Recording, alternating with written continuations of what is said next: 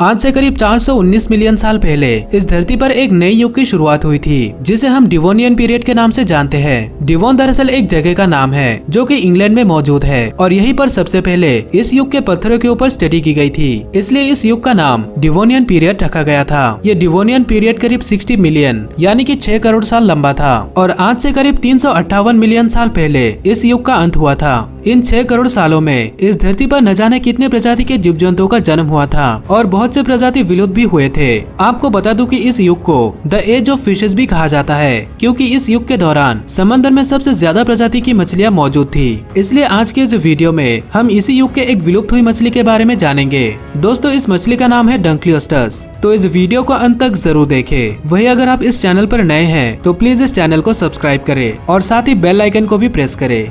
दोस्तों, अगर आपको विलुप्त हुए जानवरों के बारे में जानना पसंद है तो आपने डंकलियोस्टस का नाम तो जरूर सुना होगा। डंकलियोस्टस डिवोनियन पीरियड के सबसे बड़े और खतरनाक मछलियों में से एक थे। इनकी फॉसिल सबसे पहले साल 1867 में डिस्कवर किया गया था। यह फॉसिल नॉर्थ अमेरिका में मौजूद लेक एरी में मिला था। इसके बाद एक पेलियोंटोलॉजिस्ट जिनका नाम था डेविड हॉसब्रुक डंकल, उन्होंने इस मछली के ऊपर कई सालों तक स्टडी किए और इस मछली के बारे में अपने किताब और आर्टिकल के जरिए लोगों को बताया। इसलिए उनके सम्मान में इस मछली का नाम डंकलियोस्टस रखा गया। इसके नाम का पहला भाग डेविड डंकल के नाम से लिया गया था और दूसरे भाग में एक ग्रीक शब्द ऑस्टियन को लिया गया था जिसका मतलब है बोन यानी कि हड्डी। डंकलियोस्टस के कुल 10 प्रजाति थे और इनमें से सबसे बड़ा था डंकलियोस्टस स्टेरेली जिसकी लंबाई 28 फीट से भी ज्यादा थी और इसका वजन करीब 4 टन तक हुआ करता था। डंकलियोस्टस को प्लेकोडर्मी क्लास में रखा जाता है क्योंकि इनके बॉडी का सामने का हिस्सा पूरी तरह से आर्मर्ड प्लेट से ढका हुआ था। साथ ही इनका स्किन काफी मोटा हुआ करता था जिससे ये अपने दुश्मन के वार को आसानी से झेल लेते थे। इसके अलावा इनके मुंह का शेप बाकी मछलियों से काफी अलग हुआ करता था। इनके बारे में सबसे अनोखी बात यह है कि बाकी मछलियों की तरह इनके दांत नहीं हुआ करते थे, बल्कि इनके सामने की तरफ जो दांतों की तरह स्ट्रक्चर बने हुए थे वो दरअसल हड्डी से बने हुए थे।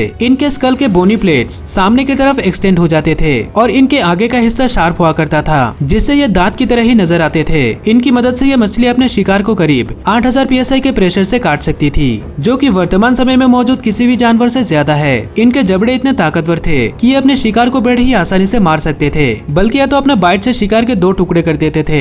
एक्सपर्ट का तो ये भी कहना है कि इनका मुंह इतना बड़ा था कि अपने शिकार को पूरा ही निगल सकते थे। इसके अलावा इनके जबड़ों का स्ट्रक्चर कुछ इस तरह का था कि अपने जबड़ों को बड़ी ही तेजी से बंद और खोल सकते थे। ये स्पीड इतनी ज्यादा थी कि ये सिर्फ 50 मिलीसेकंड्स के अंदर अपने मुंह को खोलकर बंद कर सकते थे। लेकिन इतनी सारी खूबियां होने के बावजूद डंकलियोस्टस की एक बहुत बड़ी कमी ये थी कि ये ज्यादा स्पीड से तैर नहीं सकते थे क्योंकि इनका वेट काफी ज्यादा हुआ करता था और इनका स्किन थिक होने की वजह से ये अपने बॉडी को तेजी से मूव नहीं कर सकते थे।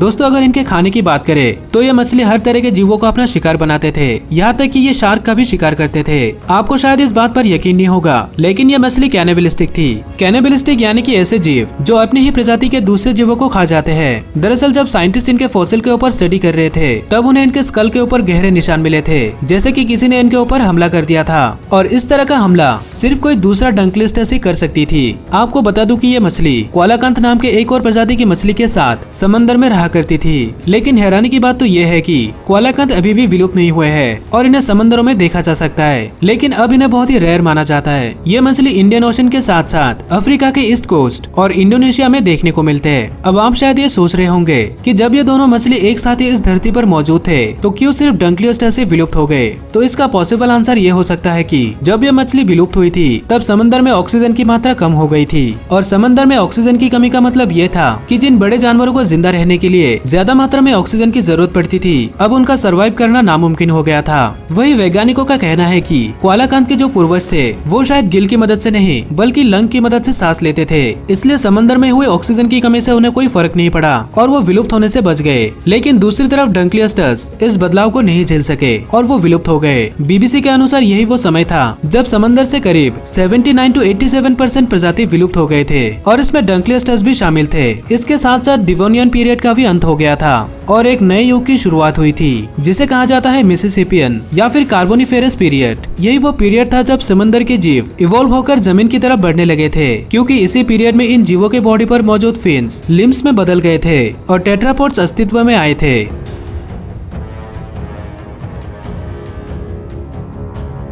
अगर आपको इसी तरह के और भी वीडियोस देखनी है तो स्क्रीन पर दिखाए गए किसी एक वीडियो पर क्लिक करें और साथ ही इस चैनल को सब्सक्राइब करें। इस वीडियो को आखिर तक देखने के लिए आपका धन्यवाद।